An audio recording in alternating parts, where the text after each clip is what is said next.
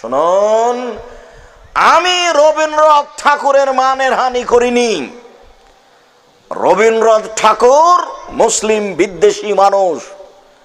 মানুষ যখন বিপদে ঠাকুর তখন বিলাতে, মুসলিম যখন বিপদে ঠাকুর তখন বিলাতে। ঠাকুর বলে যে ঢাকা বিশ্ববিদ্যালয়তে কি হবে, ওরা বাংলা অক্ষর চিনে না, বেটারা বিশ্ববিদ্যালয় বানায়, ওটাকে কাবা ঘর বানাও, এটা ঠাকুরের কথা। ঠাকুর বঙ্গভঙ্গের বিরুদ্ধে 25 লাইনের কবিতা লিখেছিল। ওমা তোমার আকাশ তোমার বাতাস আমার প্রাণে বাজায় বাঁশি। ওমা তোমার আকাশ তোমার বাতাস, যতবার ঠাকুর বলছে তোমার আকাশ তোমার বাতাস, ততবার ঠাকুর তার মা কালী মাকে বলছে ওমা তোমার আকাশ তোমার বাতাস। তাই আব্দুর রাজ্জাক বিন ইউসুফ বলেছেন তোর বাপের আকাশ।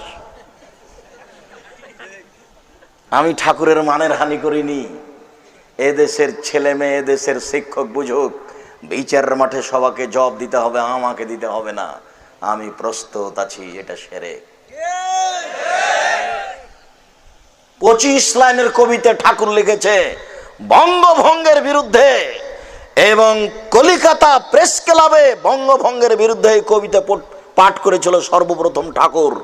এই রবীন্দ্রনাথ ঠাকুর মুসলিম বিদ্বেষী। রবীন্দ্রনাথ ঠাকুর বলেছিল ঢাকা বিশ্ববিদ্যালয়কে কাবা ঘর বানাও। বেটা তোমরা বাংলা অক্ষর চেনো না, বিশ্ববিদ্যালয় কি করবে? মানুষ যখন বিপদে ঠাকুর তখন বিলাতে।